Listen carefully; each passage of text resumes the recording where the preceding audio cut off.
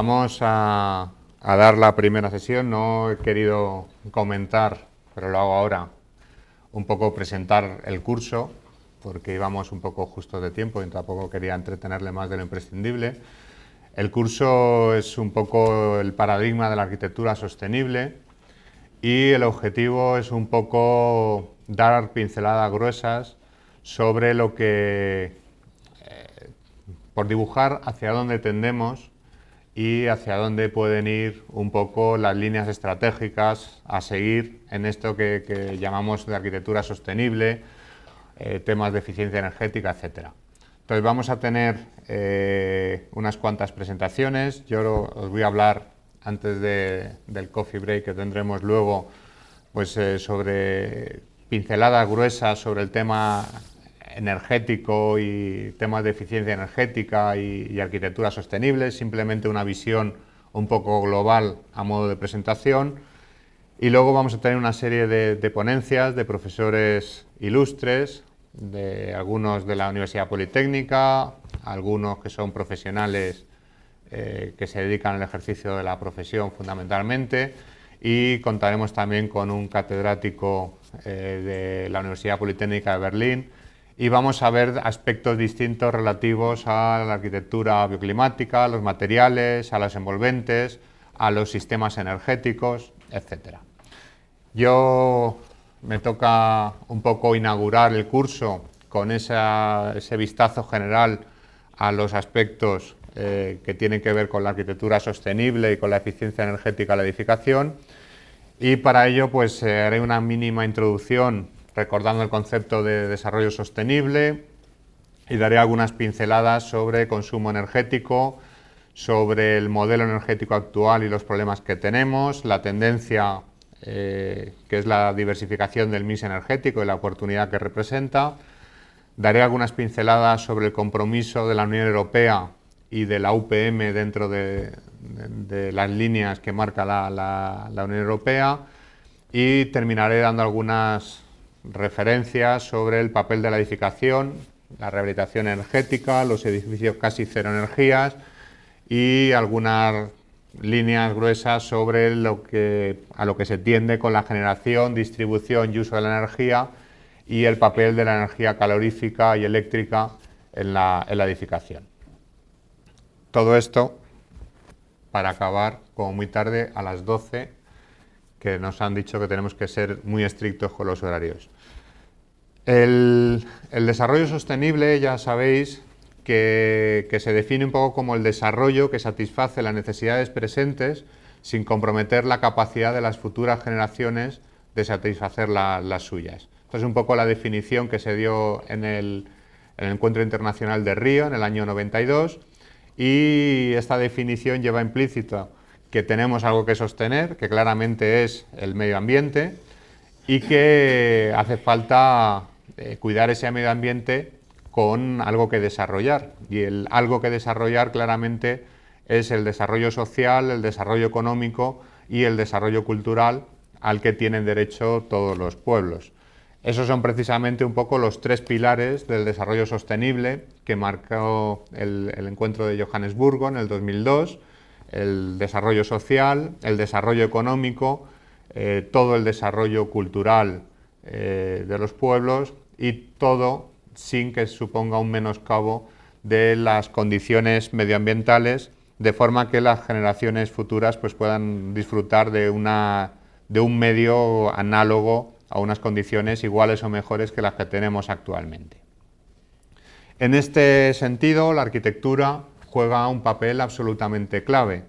Primero porque es una actividad económica en sí, una actividad además muy importante. Durante décadas, por ejemplo, toda la actividad asociada a la edificación ha representado prácticamente el 10% del Producto Interior Bruto en España y en otros muchos países, no solamente en España, en Estados Unidos, etc. Es una actividad que genera a su vez mucha riqueza, mucha actividad industrial asociada, que genera muchísimo empleo, y por lo tanto el desarrollo económico está íntimamente ligado con la edificación. También cumple una función social fundamental, de alguna forma la arquitectura tiene que dar cobijo, tiene que dar habitación a los seres humanos y en unas condiciones de higiene, seguridad y confort que sean adecuadas y satisfagan un poco las necesidades de los usuarios, de los hombres. La edificación es directa o indirectamente responsable del 40% de materias primas, es responsable del 40% del uso energético, de la energía consumida, es además responsable de un alto porcentaje de los residuos que generamos y es además un consumidor importante de agua y de productos químicos, que también tienen mucho que ver con el medio ambiente. Realmente la arquitectura y el espacio urbano son actividades consustanciales a la actividad humana, forma parte de, o forma, digamos, el punto de encuentro de las relaciones humanas, de las relaciones entre las personas, y es además una forma de expresión artística y cultural de primera magnitud. Quiero decir con esto que realmente la arquitectura forma parte consustancial del problema de la sostenibilidad. Es uno de los factores principales que influyen en el tema de la sostenibilidad. ¿Cuál sería un poco el objetivo? Pues seguir construyendo obviamente edificios, no podemos dejar de construirlos porque supondría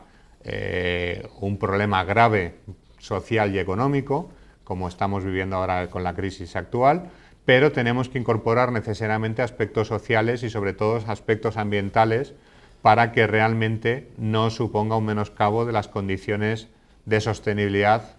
para el futuro, para las futuras generaciones. En este sentido, un edificio sostenible implicaría que tiene que estar respetuoso con el medio ambiente, que tiene que consumir poco suelo, que el emplazamiento tiene que ser adecuado, sobre todo para el aprovechamiento un poco de los factores bioclimáticos, tiene que consumir poca energía, la menor energía posible, sin menoscabo de las condiciones de confort y de funcionamiento del edificio, pero dentro de eso consumiendo la menor energía posible, y la poca energía que necesitemos, pues en lo posible que proceda de fuentes renovables, térmica, fotovoltaica, eólica, geotérmica, cualquiera de estas energías.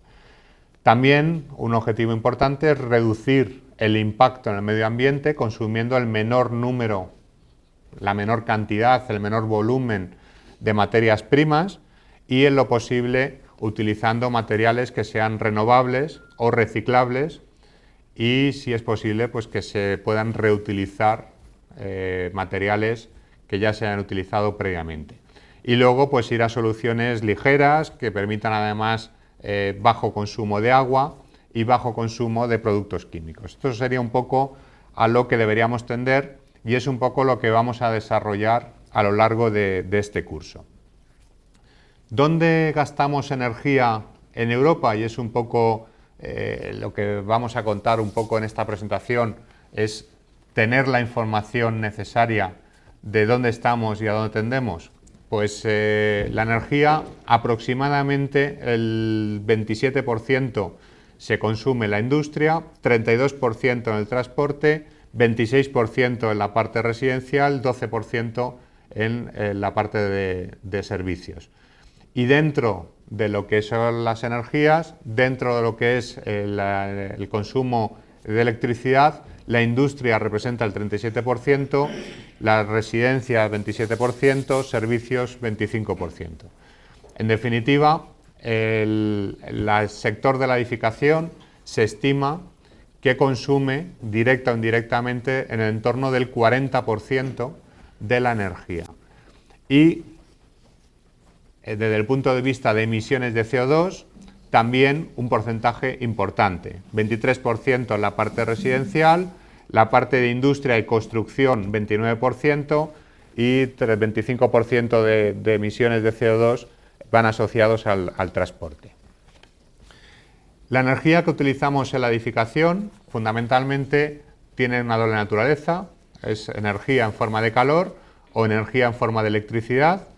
La mayor parte de esta energía se genera a partir de la combustión de biomasa, carbón derivados de petróleo, gasóleo fundamentalmente, o el gas, pero existen más fuentes que tienen que ver con nuclear, con hidráulica, con eólica, con energía solar, con energías geotérmicas, etcétera, que ya veremos que tienen sus ventajas y sus inconvenientes, pero que en la realidad actualmente está lejos, o estamos lejos de poder cubrir la totalidad de energías solamente con estas últimas fuentes. Por ejemplo, como idea así general, de fuentes primarias de energía, el gasoil aproximadamente representa el 36%, el gas el 23%, 13% la nuclear, 7,8%, esto es datos del 2008 en Europa, de energías renovables, y como el 18% carbón fundamentalmente. Y como energía final consumida, pues el 41% gasoil, 23% gas, 21% electricidad, y derivados un poco de energías renovables, pues el 5,5%. ¿Qué ocurre? Que este modelo energético con el que estamos funcionando, pues tiene algunos problemas importantes. Fundamentalmente voy a reseñar solamente tres, que son quizá los tres más significativos. Primero, la dependencia energética. La energía, las fuentes, las materias primas están mal distribuidas y esto nos lleva a una dependencia energética importante, muchas veces de países que no son estables políticamente o socialmente, con lo que representa de riesgo estratégico para países o en este caso a la Unión Europea. Otro problema importante es el incremento incesante de la población y por tanto de las necesidades energéticas, que asociado al tercer gran problema, y es que la mayor parte de las energías siguen procediendo de combustibles, gas, petróleo, carbón, etcétera, que emiten mucho CO2 y producen gases de efecto invernadero, y un problema de cambio climático importante que también tenemos que tratar porque va asociado al problema energético. Respecto al tema de la dependencia, la energía, cada vez necesitamos más energía. Aquí tenéis un poco la evolución del 1900 al año 2008, donde hemos pasado, por ejemplo, en Europa, de consumir el 14% de la energía mundial a consumir el 19% de la energía mundial. Otro tanto pasa, por ejemplo, con países como Estados Unidos, donde han pasado del 19 al 22, o de países emergentes, donde el consumo de energía pues se va disparando progresivamente. Fijaros que del año 73 al 2008 prácticamente hemos duplicado la dependencia energética, la cantidad de energía que necesitamos. Ha habido un incremento en el mundo prácticamente, como digo, se ha duplicado del año 73 al 2008, con un incremento importante del carbón, sobre todo en países como China, donde tiene una necesidad de incremento de energía brutal y es rico en carbón y utiliza mucho este material. Los derivados del petróleo pues han incrementado en términos absolutos, pero fijaros que no de forma muy significativa. Ha habido, después de la crisis de 1973,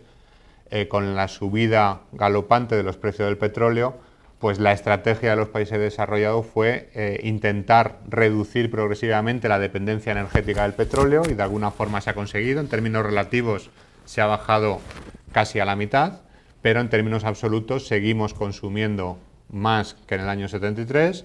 Ha habido un incremento también del gas muy importante, prácticamente se ha triplicado, y ha habido un incremento también de la energía nuclear, que se ha multiplicado también por 10. Las fuentes, las materias primas, están, bueno, iba a decir mal distribuidas, no es que estén mal distribuidas, están distribuidas como están, pero por desgracia en Europa y en España pues tenemos muy poquito de las materias primas necesarias como fuentes de energéticas tradicionales. Pues por ejemplo el carbón sobre todo se reparte entre Estados Unidos, Rusia y China, el petróleo pues en los países del Golfo Pérsico fundamentalmente, Canadá más o menos, Irán, Irak, Por ejemplo, en el gas, ahí estamos un poquito mejor o dependemos un poquito menos que otros países, pero la mayor producción de gas pues viene de Rusia o de Irán o de Qatar, y luego ya de países con menor producción, aunque a efectos de España, por ejemplo, pues Argelia es el que nos provee fundamentalmente de gas. También el uranio es otra materia prima que no está demasiado repartida y que la cual Europa tampoco consigue mucho. Australia es el gran productor, seguido de Kazajistán y Rusia. Bueno, el tema es que en Europa, donde ya digo que andamos escasos de materias primas, pues prácticamente tenemos una dependencia energética que ha ido creciendo en los últimos años. Dependemos prácticamente el 60%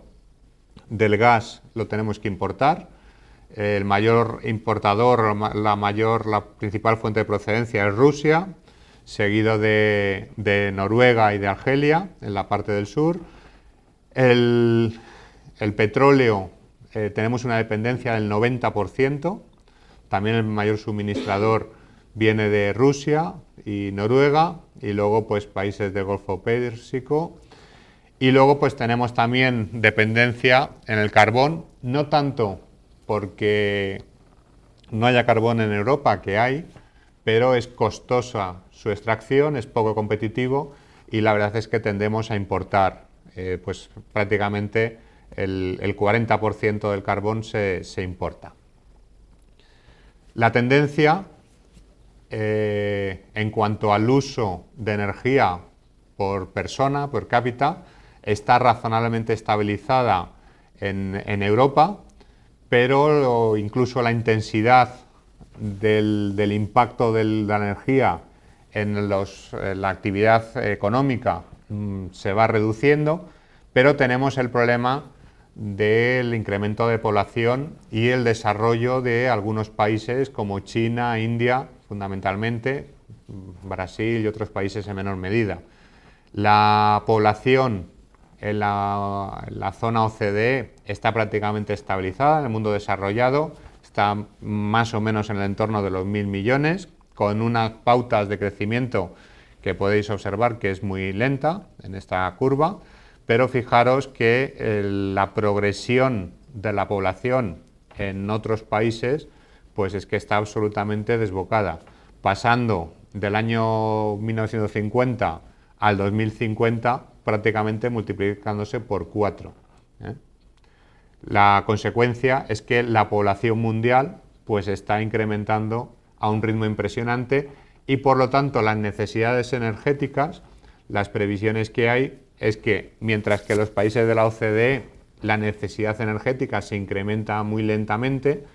el incremento energético que necesitamos a nivel global pues es impresionante, hasta el punto de que está previsto que se dispare de aquí a 20-30 años, se duplique totalmente la necesidad energética para funcionar al ritmo que vamos hoy en día. El tercer gran problema, asociado además a este incremento importante de la población, es el tema del cambio climático. Se ha observado, se ha podido constatar científicamente que bueno, se están produciendo cambios en el clima, en el planeta, que están afectando un poco al medio ambiente. Fenómenos de desertización, fenómenos de inundaciones, de huracanes y sobre todo incremento de temperatura que están produciendo pues un pequeño, un derretimiento progresivo en glaciares, en los casquetes polares, etcétera, que a su vez van a generar problemas de subida del nivel del mar, de descomposición de las tundras y generación de CO2 como consecuencia de esa descomposición, etcétera. Tenemos también pues indicios científicos, de esto no soy especialista, pero pues hay gente que sí que lo es, que lo asevera, en la cual se relaciona ese cambio climático con los llamados gases de efecto invernadero, fundamentalmente el CO2, metano y otros gases en menor instancia. Estos gases pues supone un deterioro progresivo de las condiciones del medio ambiente, en tanto en cuanto se van acumulando en la atmósfera, no se eliminan fácilmente, y eso va produciendo un fenómeno de recalentamiento global con las consecuencias sobre el clima. El CO2 es considerado el principal gas de efecto invernadero. Más de la mitad de los gases de efecto invernadero corresponden a las emisiones de CO2, y un porcentaje muy alto de estas emisiones se produce precisamente por la quema de biomasa, de carbón, de petróleo y de gas. Es decir, las principales fuentes de energía, el uso de estas energías, una de las consecuencias que tienen es la emisión de CO2, de gases de efecto invernadero, tanto emisiones directas, que son las que derivan directamente de la quema, como emisiones indirectas, que son pues las necesarias para generar electricidad y poder utilizar esa electricidad luego en cada punto. Bueno, la suma de estas emisiones directas e indirectas son importantes, y la Tierra no tiene la capacidad de ir eliminando con los bosques, con las algas, etcétera, ir eliminando este CO2. La consecuencia es que se van acumulando en la atmósfera, formando pues un casquete que funciona a efectos prácticos como un invernadero en el cual la radiación solar entra y luego no puede salir fácilmente, con lo cual se traduce en un recalentamiento global y en los cambios climáticos que estamos hablando. Tenéis aquí, por ejemplo, alguna estadística en la cual se ve cómo prácticamente de los años 70 al año, si seguimos un poco con esa progresión, hacia el año 2010-2015 habremos duplicado la generación de gases de efecto invernadero, en los cuales el CO2 procedente de la combustión de petróleo, gas, carbón, etcétera, pues representa un porcentaje muy significativo, del orden del 60%. Hay otro pequeño porcentaje que tiene que ver con la deforestación, con la quema de biomasa, etcétera, y hay una parte, el metano, que supone que procede sobre todo de las actividades agrícolas, del desarrollo de cabañas para dar de comer a la población. Esas vacas, esos ganados generan gases, metano, que también son gases de efecto invernadero. Bueno, básicamente, en definitiva, se considera que el 79% de las emisiones de CO2 tiene su origen directa o indirectamente en la energía. Con lo cual, esta trascendencia o esta implicación de la energía en la generación de CO2, en el cambio climático asociado, unido a la dependencia energética y a los problemas geoestratégicos y políticos que representa para la Unión Europea el depender de estas fuentes de energía, porque no tenemos materia prima, pues al final hace que la gran apuesta necesaria pase por cambiar un poco el modelo, el patrón energético, y tender a diversificar el mix energético lo más posible. Esa diversificación del mix energético implica reducir progresivamente y lo más que se pueda la dependencia del petróleo y sus derivados, petróleo, gas, del carbón, etcétera. Implica reducir a largo plazo también la generación de energía nuclear. La energía nuclear es limpia a efectos de CO2, pero lleva asociados unos riesgos intrínsecos que no son asumibles por los ciudadanos y por los países desarrollados, con lo cual la tendencia es a reducir progresivamente estas fuentes de energía y ir sustituyendo todas estas energías por energías renovables, apostando por energías renovables. Esto tiene sus inconvenientes, luego comentaremos algunos, pero tiene la gran ventaja de que vamos a reducir emisiones, vamos a mejorar un poco las condiciones de sostenibilidad y supone para la industria europea también una oportunidad. La industria del tejido industrial europeo está teniendo serios problemas, de hecho está decreciendo paulatinamente debido al empuje de industrias que son mucho más competitivos en países como China, India, etcétera. Y bueno, pues el buscar nuevos modelos productivos más tecnológicos, más innovadores, y en ese sentido, pues todo lo que tiene que ver con la energía es un campo claro, pues supone también un reto y una oportunidad para economías desarrolladas como las que tiene la Unión Europea. En este sentido, hay que decir que España bueno, pues es uno de los líderes mundiales en el tema de desarrollo de renovables, especialmente de eólica. Tenéis aquí en la imagen de la izquierda un poco la producción mundial de eólica, en la cual pues China y Estados Unidos son los líderes en términos absolutos, seguidos de Alemania y de España, pero si filtrásemos este dato con la producción per cápita, pues veríamos que España sería uno de los líderes indiscutibles, junto con Dinamarca y algún otro país, en cuanto a generación eólica, lo cual pues creo que está bien y debemos congratularnos. Un poco el patrón energético en España, el 61% tiene su origen en generación térmica, buena parte de ellas pues asociado a gas y a gasoil, en menor medida al carbón. Nuclear representa el 18,8%, hidráulica el 8,4% y aproximadamente el 10% correspondería a viento en esta estadística del 2008. En el 2009, un poco la pauta así de generación en España, tendríamos un 27,9% ya de energías renovables. Hoy en día, en el 2010, es el 31% y hemos llegado a alcanzar picos de generación en renovable de hasta el 50%. La cogeneración es una fórmula que ya pues representa casi el 10% entre cogeneración y cogeneración de alta eficiencia. La cogeneración supone normalmente con gas, generar calor y utilizar la energía,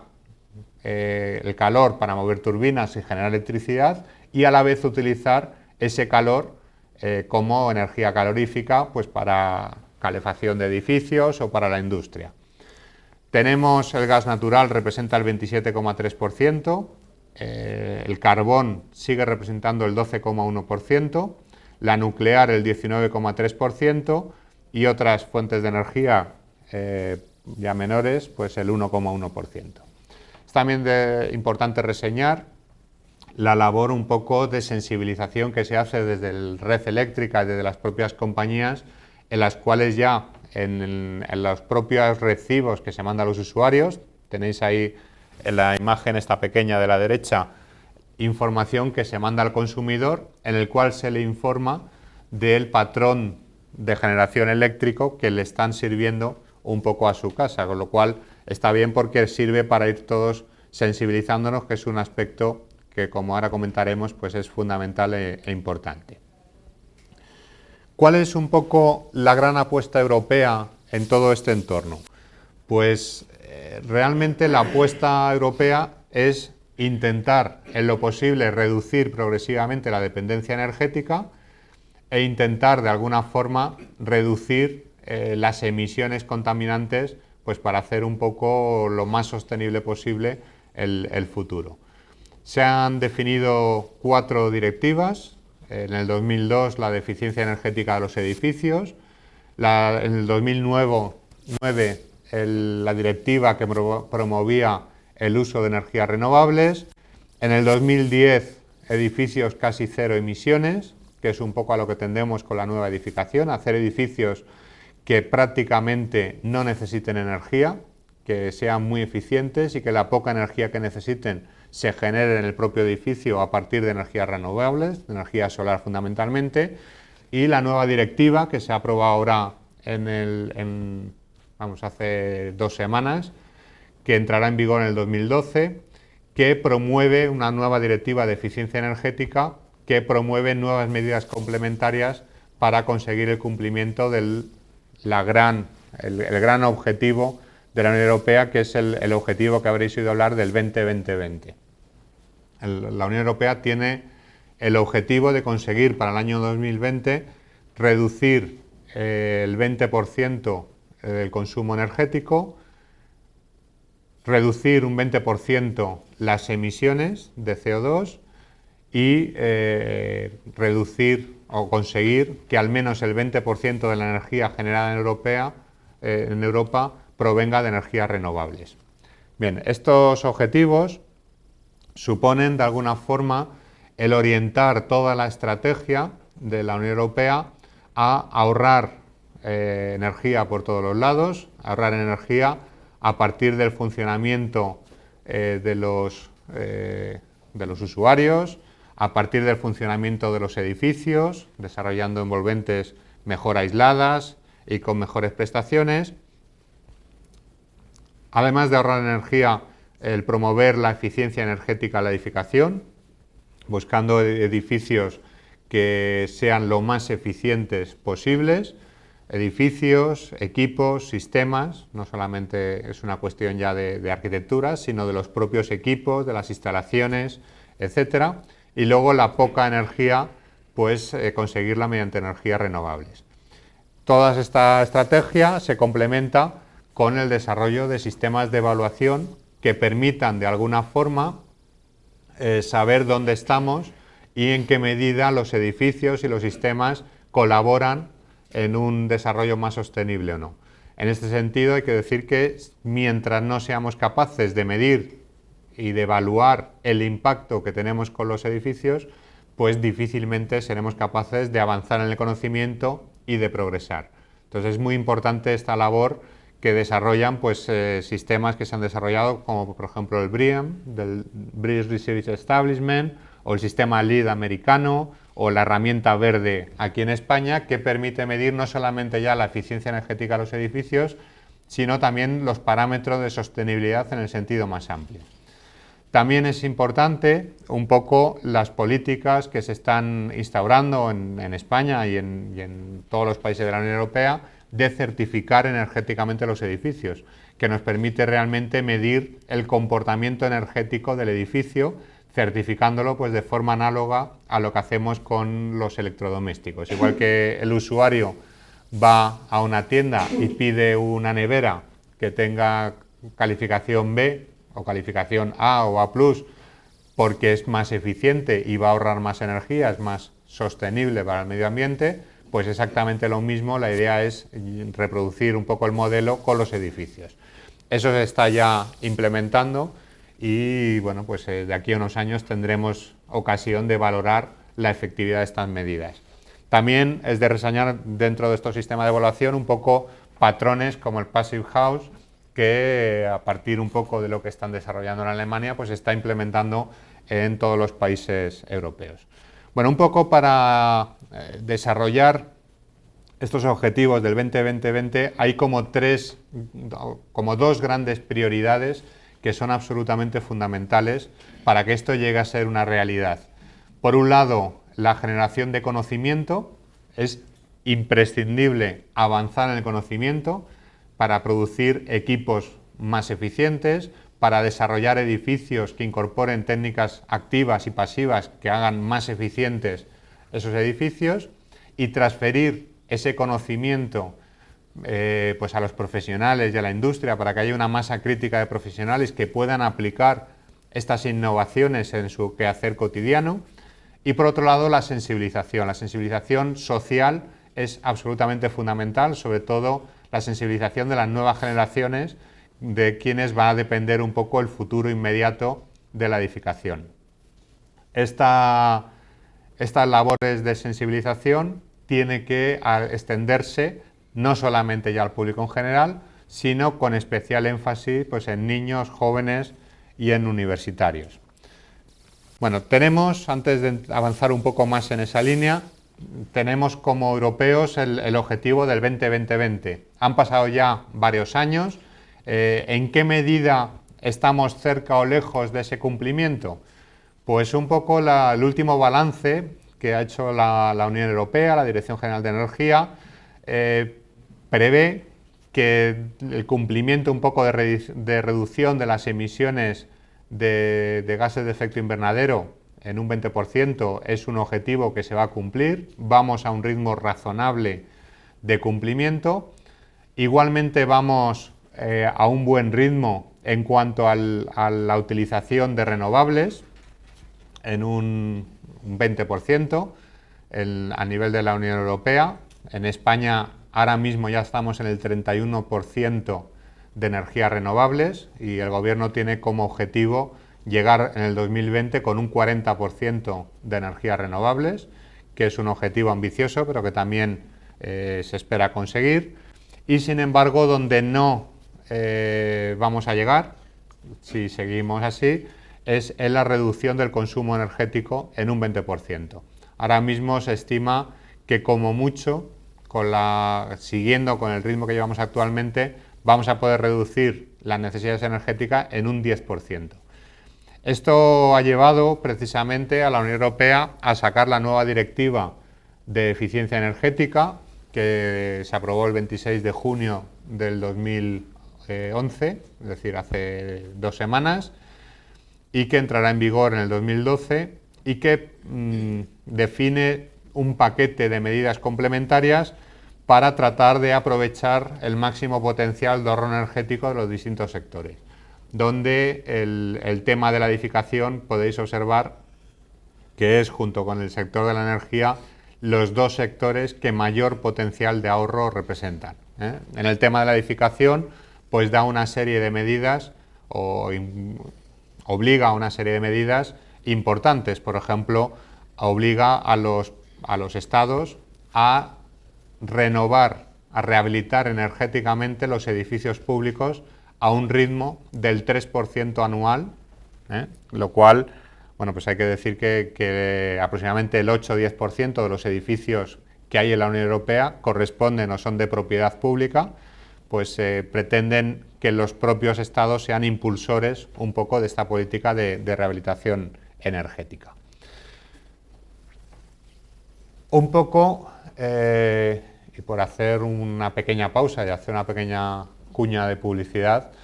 el compromiso de la Universidad Politécnica de Madrid en todo este proceso pues es muy alto, precisamente con esas 2 grandes prioridades, con el desarrollo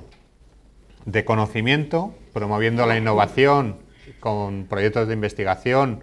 y con el desarrollo de actividades, como por ejemplo como el Solar Decathlon Europe, donde se promueve explícitamente la innovación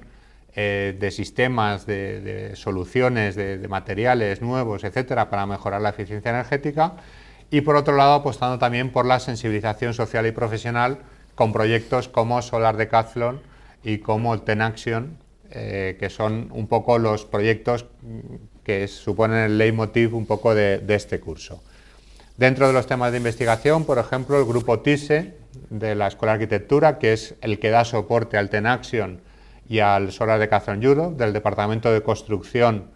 de la Escuela de Arquitectura de la Politécnica, pues estamos investigando en distintas líneas de investigación que tienen que ver con la mejora de la eficiencia energética de los edificios. Y en particular, pues entre otras cosas, estamos investigando en una nueva forma de hacer edificios basados en la combinación de módulos tridimensionales industrializados de alta eficiencia energética que se pueden apilar y que, combinados con sistemas 2D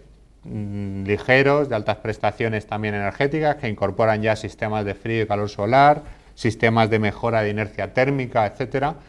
pues consigues hacer edificios de hasta 8 o 10 plantas en un tiempo absolutamente récord,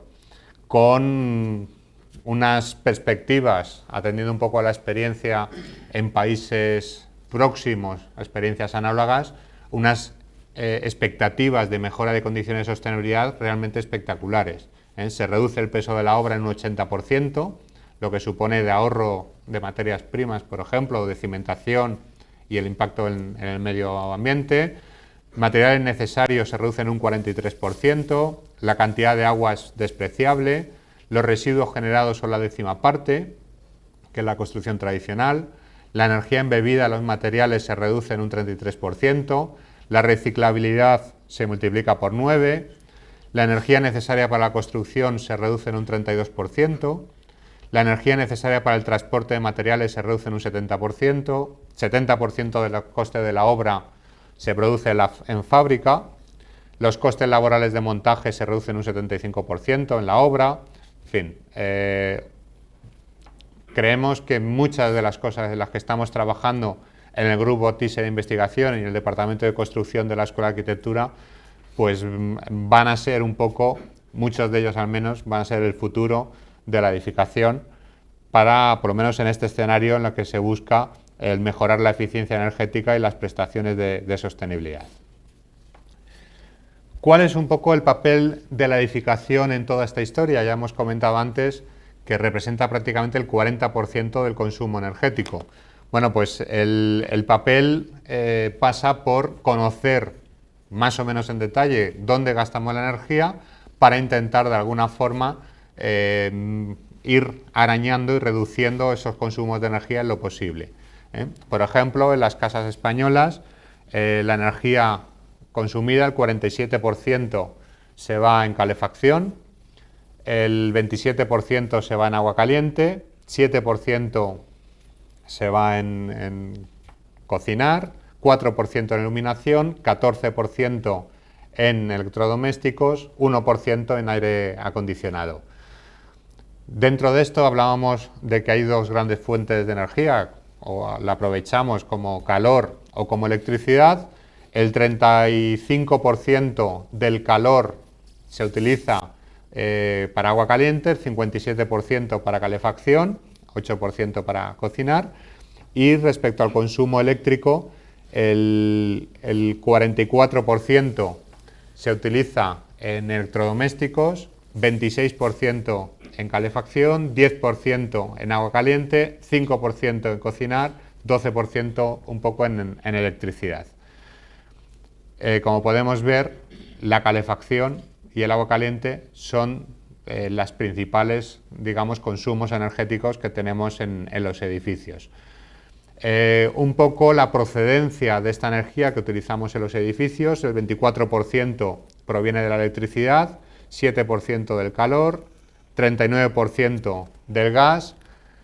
16% de gasoil, 11% de energías renovables,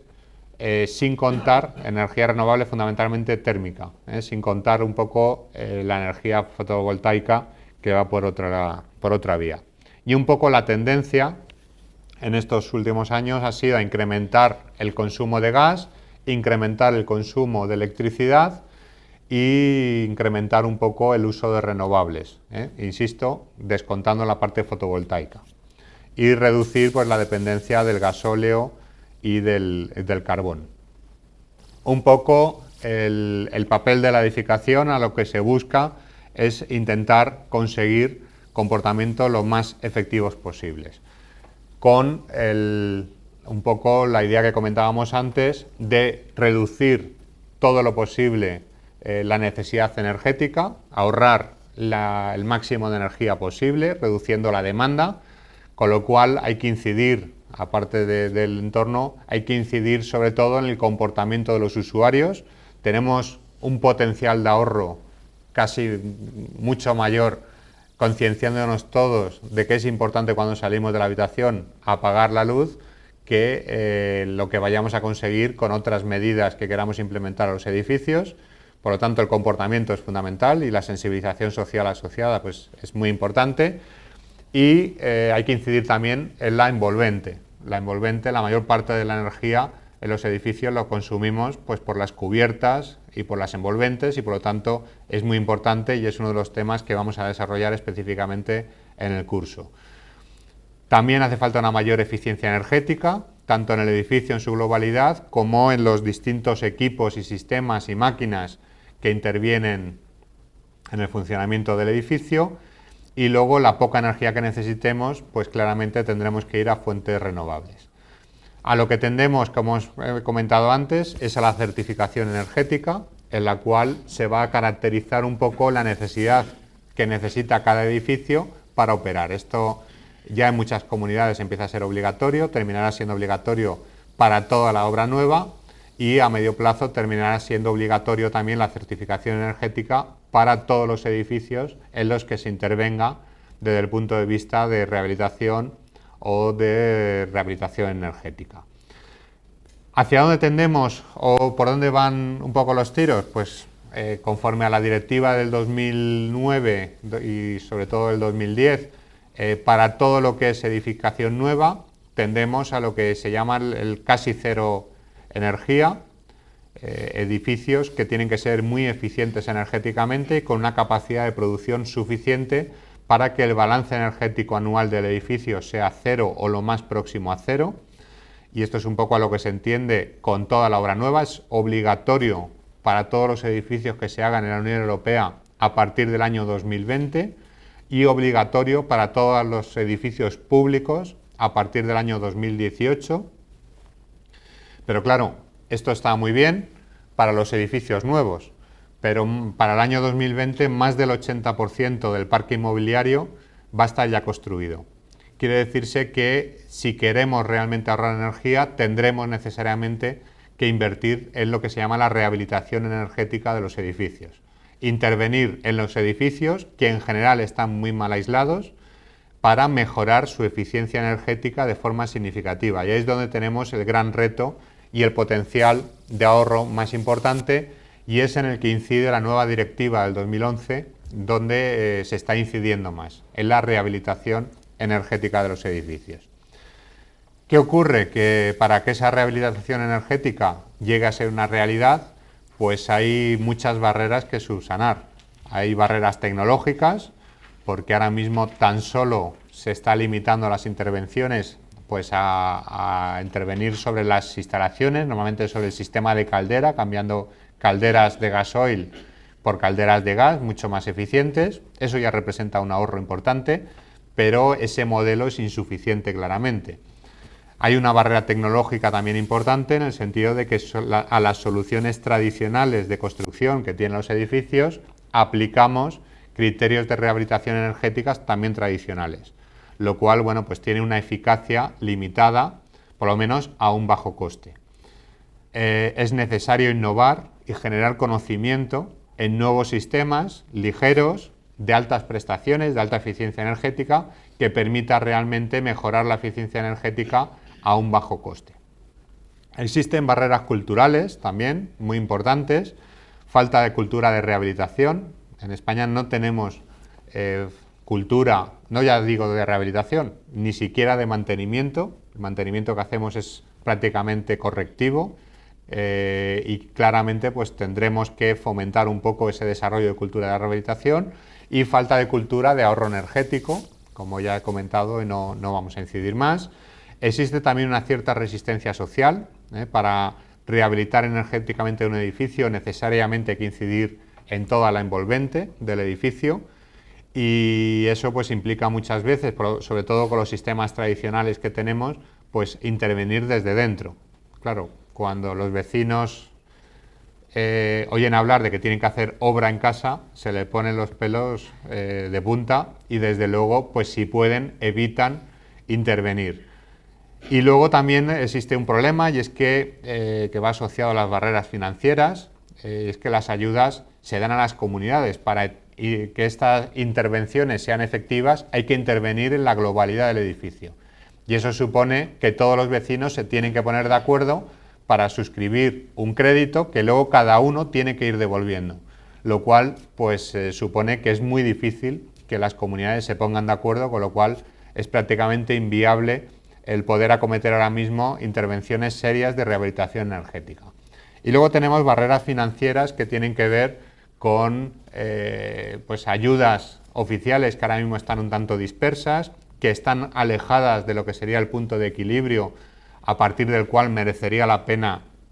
invertir en estas rehabilitaciones energéticas, y luego el buscar soluciones financieras que se adapte un poco a las necesidades. Es decir, no se puede dar créditos a cada vecino para que haga la rehabilitación energética del edificio, porque es la mejor manera de que la comunidad no se ponga de acuerdo. El modelo tiene que tender a buscar fórmulas que financien a la comunidad,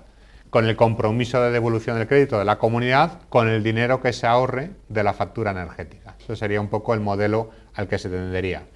Bueno, en ese sentido, pues el grupo TISE del Departamento de Construcción, pues hemos preparado un proyecto impacto que tiene que ver con la rehabilitación energética, sobre todo para desarrollar nuevas tecnologías, nuevos sistemas que mejoren la eficiencia energética a bajo coste,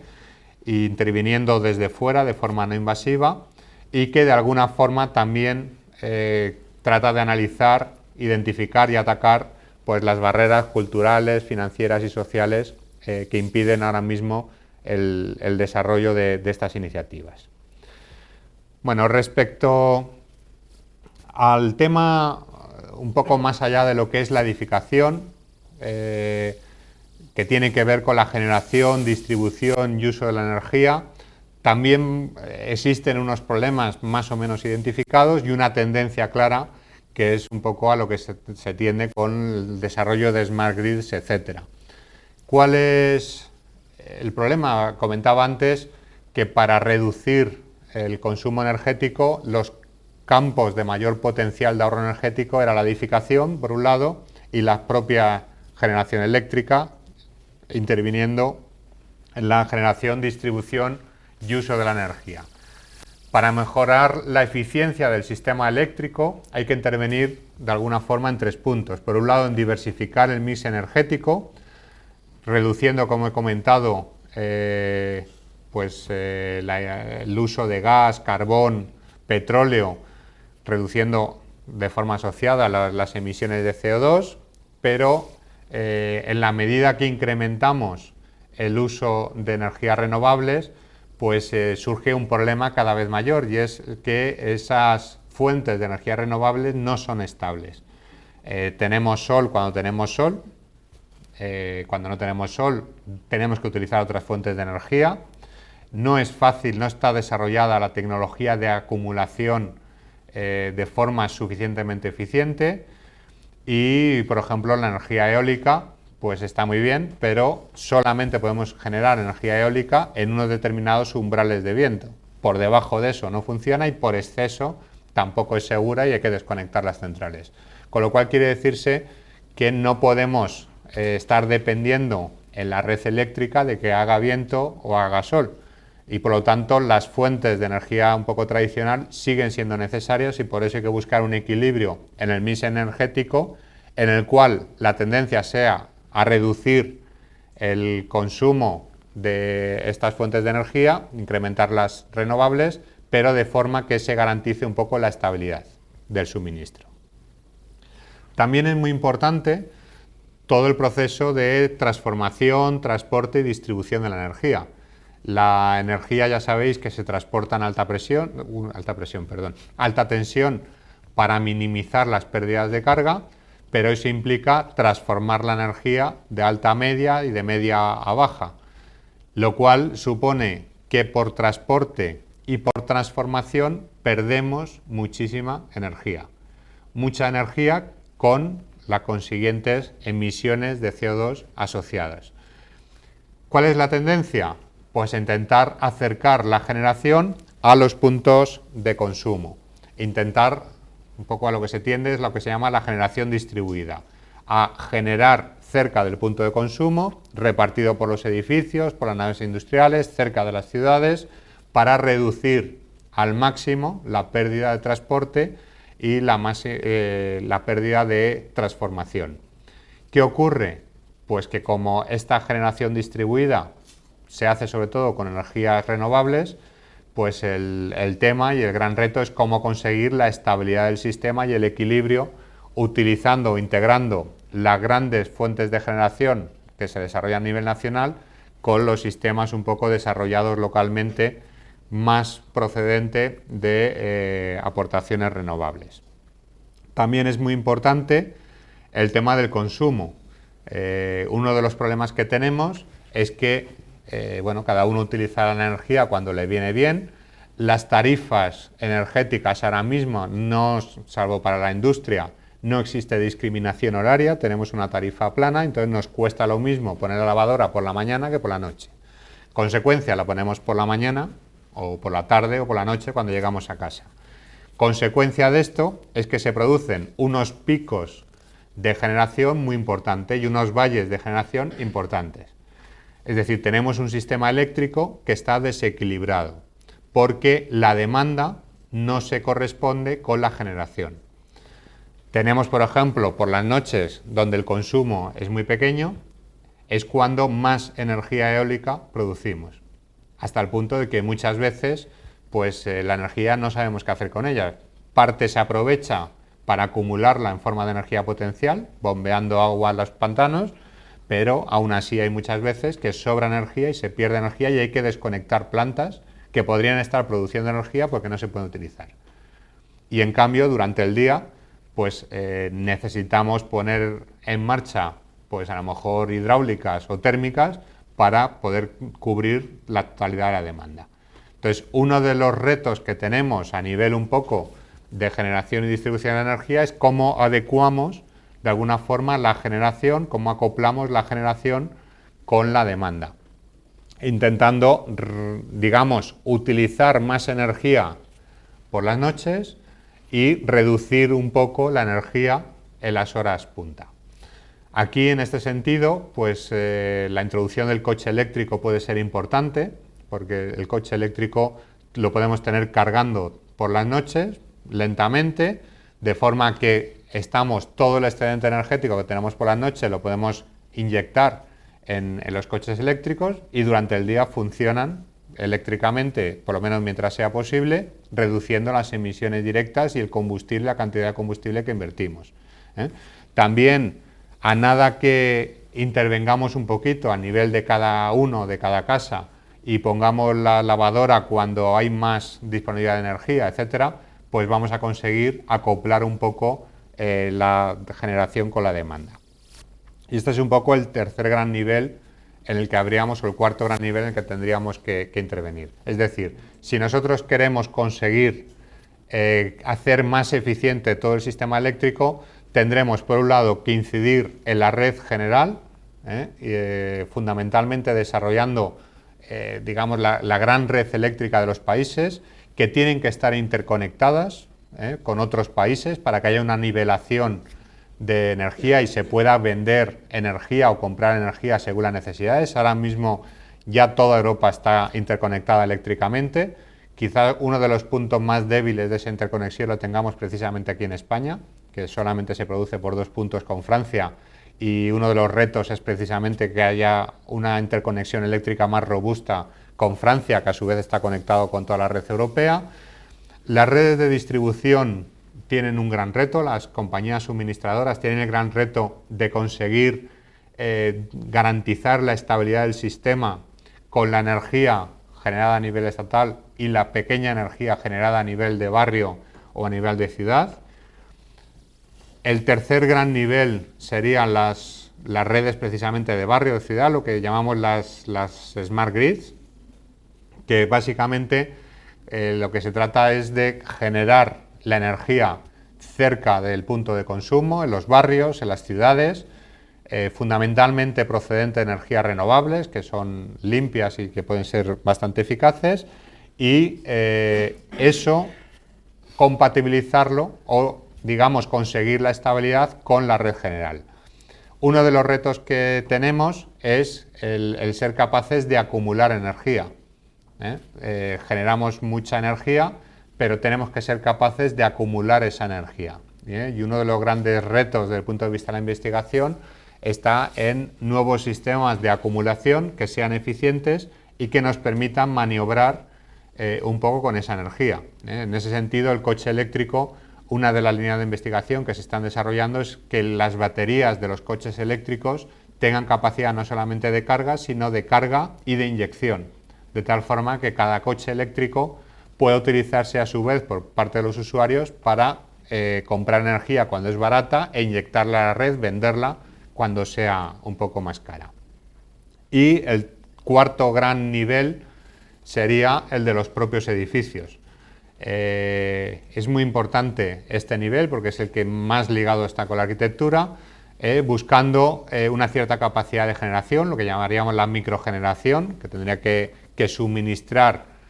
un poco, satisfacer buena parte de las necesidades energéticas del propio edificio, inyectando a la red todo el excedente energético que tenga o que pueda,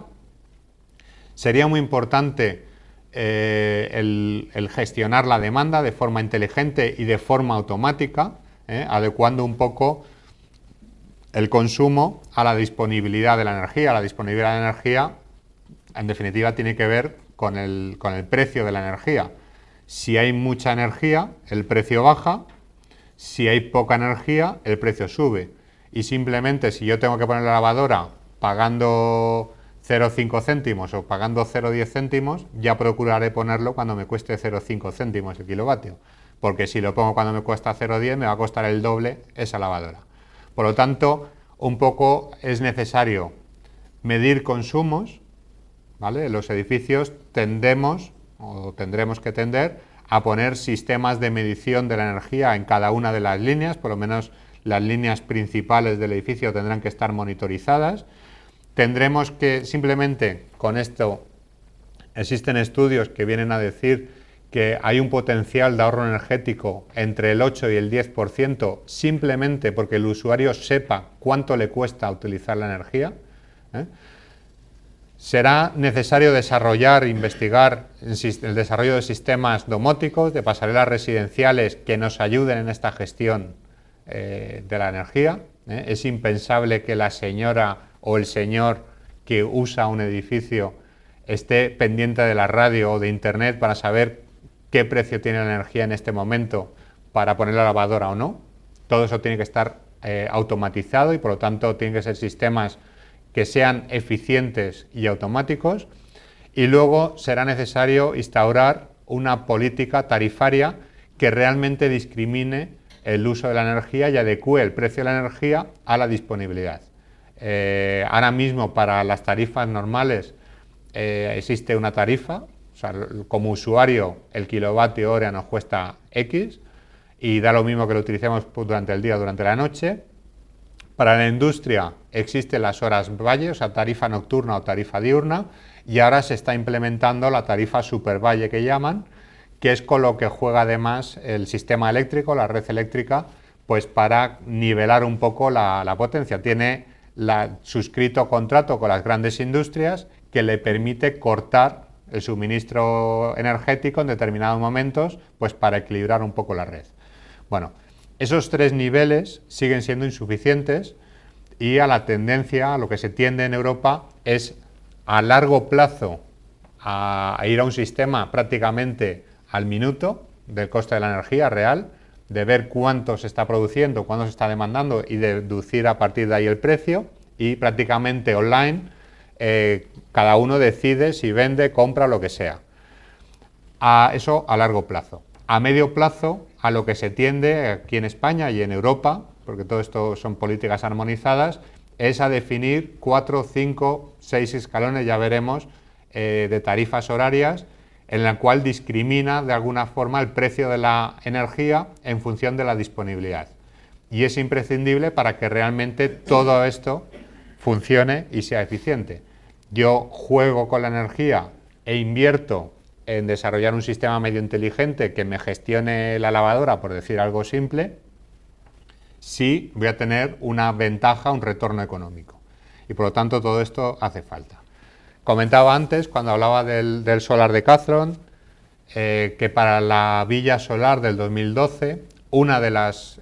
novedades que vamos a introducir es precisamente el desarrollo de un Smart Grid en la villa solar,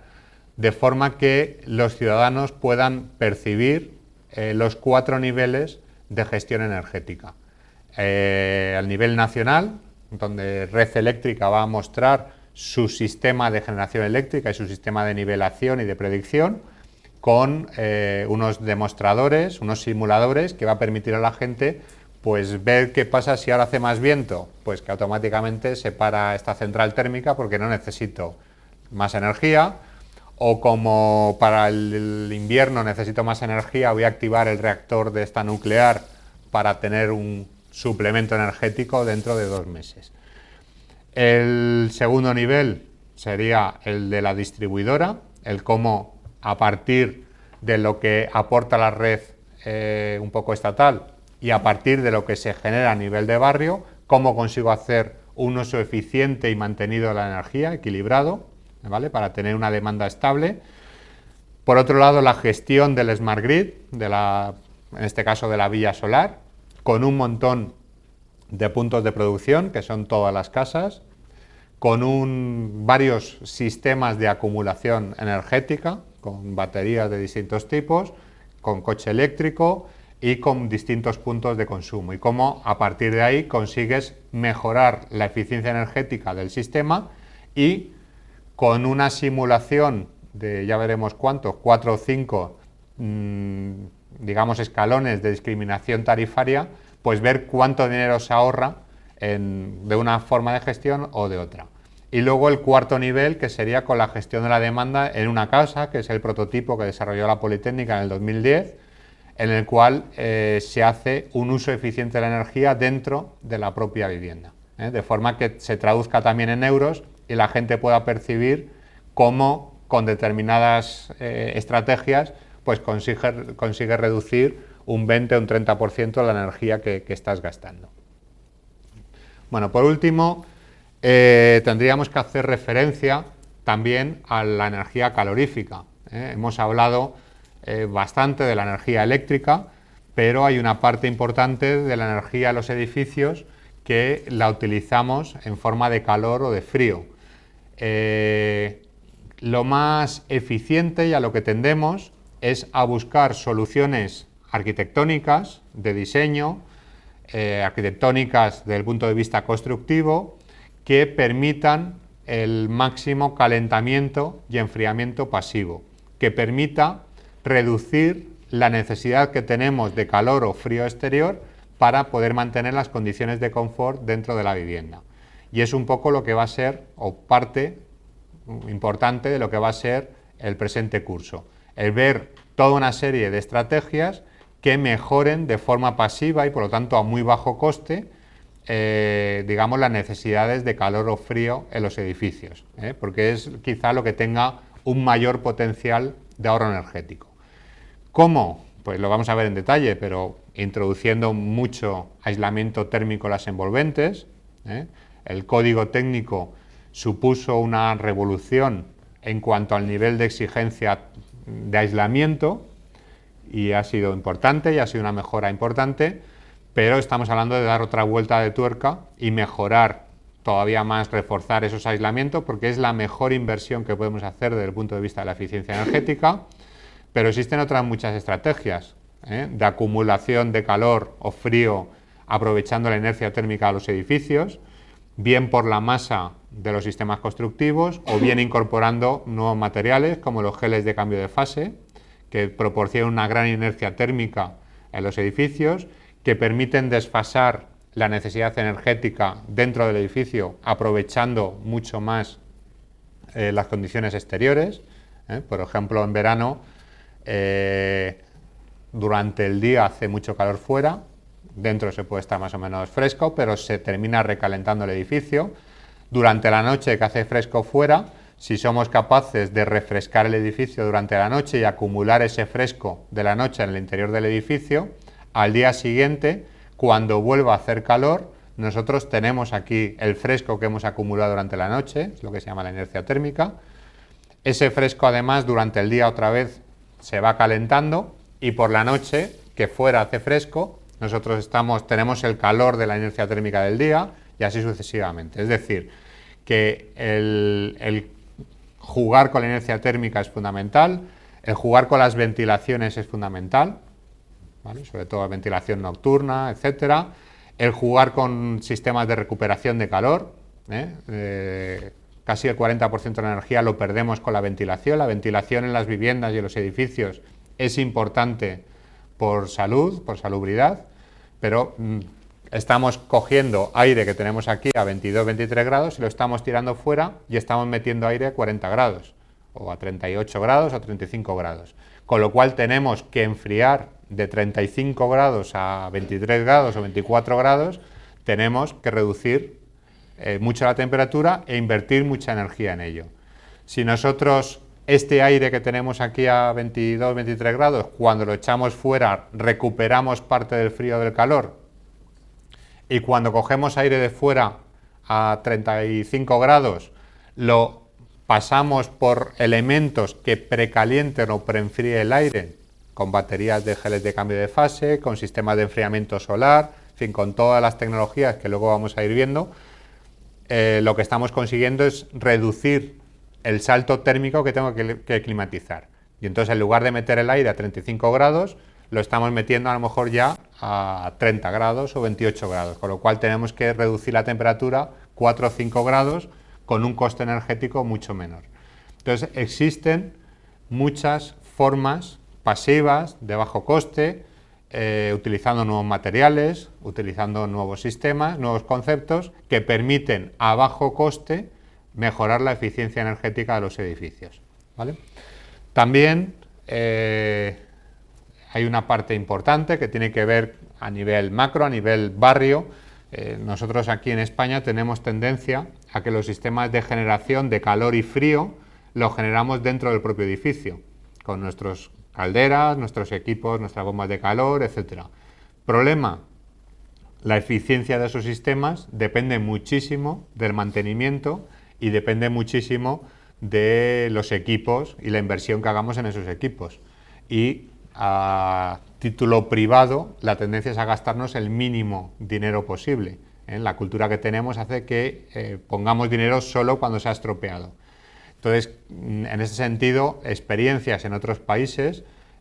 pueden ser interesantes, en el sentido de ir a sistemas de calefacción o de frío a nivel de barrio. En particular, lo que se llama el district heating, que se está desarrollando. Hay muchas experiencias en Europa, en Londres, por ejemplo, hay varias experiencias que han sido muy satisfactorias. En Madrid ya se han inaugurado, se han estrenado las primeras centrales de cogeneración de district heating, que te permiten generar calor. Con ese calor mueves turbinas y generas electricidad, y a la vez suministras calor o frío a los edificios a partir de ese calor. Bueno, pues todo esto son un poco algunas de las líneas a lo que se tienden un poco en el futuro en todos estos temas. Esa energía calorífica, además, hay que decir que existen ya tecnologías, hay que seguir investigando y mejorando la eficiencia, pero existen tecnologías para todas estas cosas. Por ejemplo, el agua caliente sanitaria, ya sabéis que con el Código Técnico de la Edificación, todas las viviendas que se generen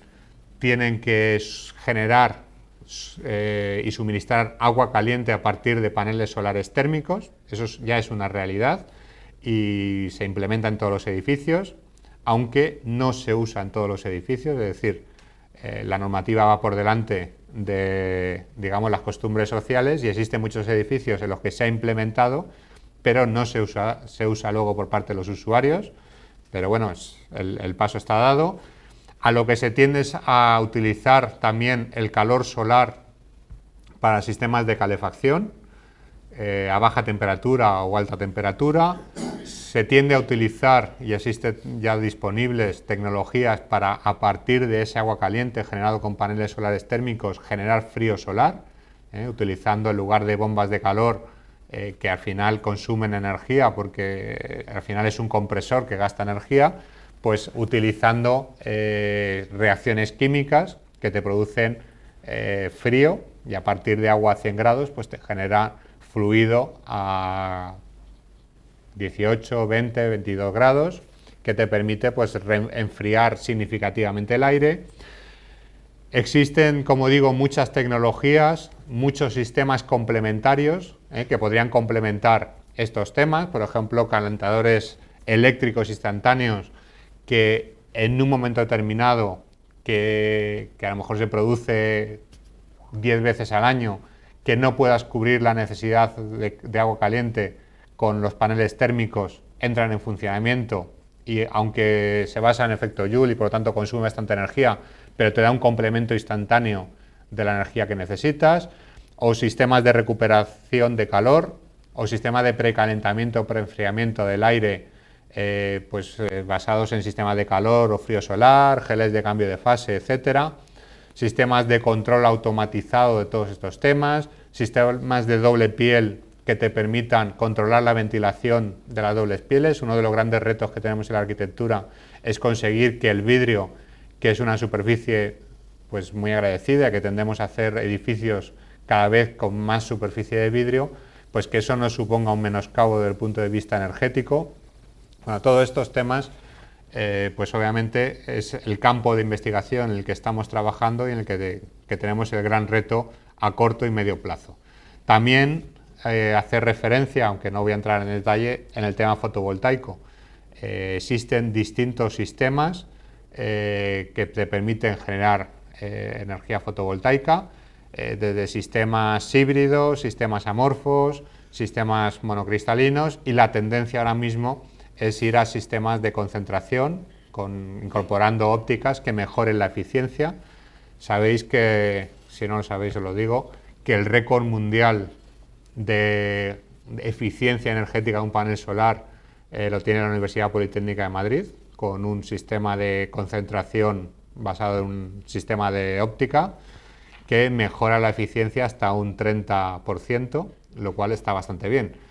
Hemos pasado en los últimos 10 años de periodos de retorno de la inversión del orden de 25-30 años a periodos de retorno de la inversión de 8-10 años, que hace que sean ya realmente tecnologías perfectamente competitivas, incluso sin subvención.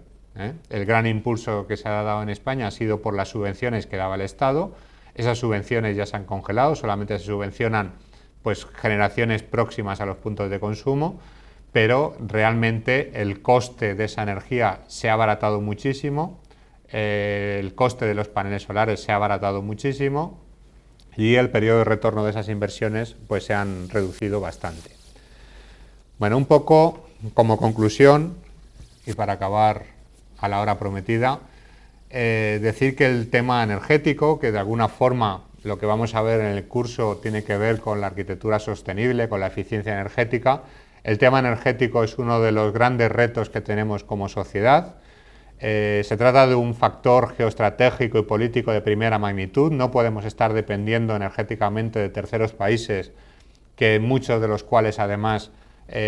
son inestables y que nos producen además una dependencia desde el punto de vista económico que es inasumible para un desarrollo sostenible desde el punto de vista económico. El aumento de población y el aumento de la demanda pues hace que no seamos demasiado optimistas, sobre todo por la repercusión que tiene el sistema energético actual, basado fundamentalmente en la quema de petróleo, gas, carbón. Eso lleva asociado unas emisiones de CO2, de gases de efecto invernadero, que son realmente preocupantes por la acumulación en la atmósfera de estos gases y por el efecto de recalentamiento global que están produciendo y por el impacto que puede tener a largo y medio plazo, de pérdida de superficies habitables, de generación a su vez de metano y de CO2 asociados a ese proceso de recalentamiento, etc. El gran compromiso que tiene la Unión Europea del 20-20-20 pues es un reto importante que se articula con las 4 directivas que tenemos ahora mismo, o 3 directivas que tenemos en vigor y la nueva que se ha aprobado, que entrará en vigor en el 2012, que de alguna forma la estrategia pasa por reducir al máximo la energía necesaria y por mejorar la eficiencia de equipos, edificios, etcétera, y que la poca energía que necesitemos pues producirla con sistemas renovables, y que para esto pues hay 2 prioridades fundamentales, que es generar conocimiento, investigación, I+D, transferir ese conocimiento a los profesionales y a la industria y sensibilizar a la gente de que es necesario cambiar un poco las pautas de comportamiento, que la estrategia de la edificación pasa por generar edificios que sean neutros desde el punto de vista energético, es decir, lo que llamamos, o lo que la directiva llama, edificios casi cero energía, y pasa necesariamente a intervenir en el patrimonio inmobiliario, la rehabilitación energética de edificios, porque realmente es donde tenemos un mayor potencial de ahorro energético y es donde se está invirtiendo más esfuerzo por parte de la nueva directiva de eficiencia energética. Desde el punto de vista de generación, distribución, etcétera, el futuro a lo que se tiende es a ir paulatinamente interviniendo en el mix energético, disminuyendo la dependencia de carbón petróleo sobre todo, manteniendo o incrementando un poquito el gas, reduciendo la energía nuclear y aumentando las energías renovables, descentralizando de alguna forma la generación de las grandes centrales, complementándolo con la generación localizada en las ciudades, cerca de los puntos de consumo, y optimizar de alguna forma todo este proceso de generación distribuida y de acumulación, pues con el desarrollo de redes inteligentes que permitan una gestión eficiente de esa energía, garantizando la estabilidad de la demanda, la estabilidad de la producción, integrando, por ejemplo, el coche eléctrico como un elemento que puede ayudar a estabilizar de alguna forma el consumo energético y haciendo una gestión inteligente de la demanda, lo cual supone pues, el medir dónde estamos gastando la energía, el desarrollar sistemas inteligentes de gestión y desarrollar una política tarifaria que aproxime los escalones de la tarifa un poco a la disponibilidad de la energía, de forma que podamos hacer un uso pues, lo más eficiente posible. Bueno, espero que como introducción y como visión global haya sido entretenido al menos. Muchas gracias y no sé si tenéis alguna pregunta, aunque, bueno, si tenéis alguna pregunta muy relacionada con el tema, hacedla, aunque ya sabéis que la última sesión de mañana, después de comer, va a ser una mesa redonda en la cual vamos a participar todos los ponentes y es, yo creo, el momento ideal de hacer las preguntas y poder un poco debatir entre todos si estas líneas estamos de acuerdo, no estamos de acuerdo, o aportar cada uno un poco lo que consideréis oportuno. Si tenéis, por lo tanto, alguna pregunta específica sobre el tema, hacedla, y si no, pues mañana en el debate apuntad todas las notas y lo vamos viendo. ¿Alguna pregunta? Ya os he cortado la posibilidad de preguntar. Bueno, pues si os parece bien, salimos, tenemos un pequeño coffee break, tomamos un café y a las 12:30 en punto continuamos con la siguiente ponencia. ¿Vale?